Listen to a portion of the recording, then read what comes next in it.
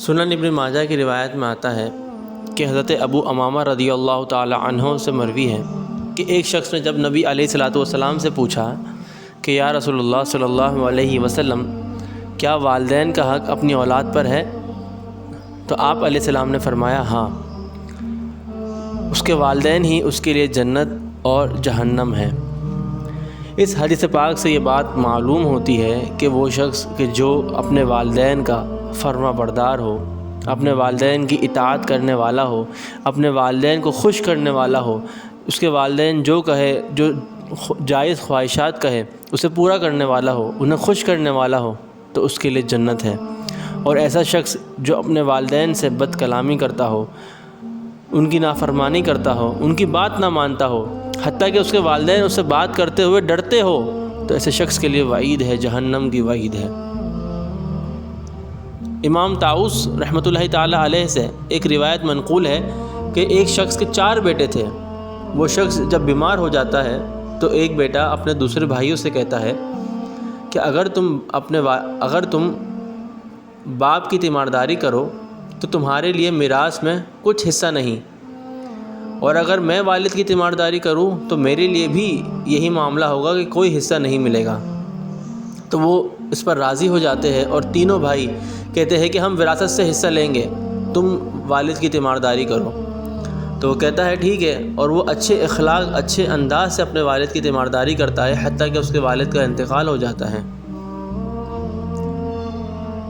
جب والد کا انتقال ہو جاتا ہے تو وہ ایک رات جب سوتا ہے تو وہ خواب میں دیکھتا ہے کہ اسے کہا جاتا ہے کہ فلاں فلاں جگہ پر جاؤ، تمہیں 100 دینار ملیں گے، تم وہ لے لو۔ تو وہ پوچھتا ہے کہ کیا اس میں برکت ہے؟ تو کہا جاتا ہے نہیں۔ پھر جب اگلے دن وہ دوبارہ سوتا ہے تو اسے خواب میں آتا ہے کہ وہاں فلاں فلاں جگہ پر چلے جاؤ، وہاں پر 1000 درہم ہے۔ تو وہ پوچھتا ہے کہ کیا اس میں برکت ہے؟ تو وہ کہتا ہے نہیں۔ تو پھر وہ دوبارہ اگلے دن بھی نہیں جاتے۔ جب تیسرے دن سوتے ہیں تو ان کے خواب میں دوبارہ جگہ بتائی جاتی ہے اور کہا جاتا ہے کہ فلاں جگہ پر چلے جاؤ، اور وہاں پر 1 دینار ہے۔ تو وہ شخص جاتا ہے اور جب پوچھتا ہے کہ کیا اس میں برکت ہے تو کہتا ہے ہاں اس میں برکت ہے، لیکن 1 دینار ہی ہے۔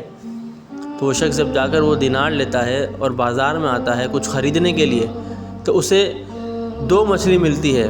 1 دینار میں وہ 2 مچھلی خریدتا ہے، اور جب مچھلی گھر لا کر اسے کاٹتا ہے تو اس مچھلی میں سے 2 انمول موتی نکلتے ہیں، اور اس وقت کا بادشاہ اپنے غلاموں سے کہتا ہے کہ مجھے ایک ایسا موتی، قیمتی موتی چاہیے جو کسی کے پاس نہ ہو، چاہے اس کی قیمت کچھ بھی ہو۔ جب وہ اس کے غلام نکلتے ہیں ایسے موتی کو تلاش کرنے، تو اس شخص کے پاس پہنچتے ہیں، دیکھتے ہیں کہ اس کے پاس ایک انمول قیمتی موتی ہے۔ وہ خریدتے ہیں اور اس کی قیمت کیا لگاتے ہیں؟ اس کی قیمت ایک خچر کا جو وزن ہوتا ہے، اس 30 خچر کے وزن کے برابر سونے کے بدلے وہ ایک موتی خریدتے ہیں۔ جب وہ بادشاہ کے پاس وہ موتی لایا جاتا ہے تو وہ کہتا ہے کہ یہ اکیلا موتی مناسب نہیں لگ رہا، مجھے ایک اور موتی چاہیے ایسا۔ تو جب وہ دوبارہ اس کے پاس آتے ہیں، کہتے ہیں کہ کیا تمہارے پاس دوسرا موتی بھی ہے؟ تو کہتا ہے ہاں میرے پاس ہے۔ تو کہتے ہیں اسے تمہیں دگنی قیمت دی جائے گی، میں 60 خچر کے وزن کے برابر سونا دیا جاتا ہے۔ تو جب اللہ تبارک و تعالیٰ 1 دینار میں اتنی برکت ڈال سکتا ہے تو ہمیں سوچنا چاہیے کہ جو والدین کے ساتھ حسن سلوک کرتا ہے، جو شخص چاہتا ہے کہ اس کے لیے زندگی جنت بن جائے، اس کی زندگی میں برکت آ جائے، اس کی زندگی سے تمام پریشانیاں دور ہو جائے، اس کے رزق میں برکت ہو جائے، اس کی زندگی میں برکت ہو جائے، اس کی جو اولاد ہے فرمانبردار ہو جائے، تو اسے چاہیے کہ وہ اپنے والدین کے ساتھ حسن سلوک کرے۔ جب انسان اپنے والدین کے ساتھ حسن سلوک کرتا ہے تو یقیناً اللہ تبارک و تعالیٰ اس کا بہت اجر و ثواب عطا فرماتا ہے۔ اور وہ شخص کہ جو اپنے والدین کا نافرمان ہو تو اسے صرف وراثت تو مل جاتی ہے، لیکن اس کے علاوہ اللہ تبارک و تعالیٰ کی طرف سے جو انعامات ملنے ہوتے ہیں، جو اس کو مرتبہ ملنا ہوتا ہے، وہ اسے نہیں ملتا۔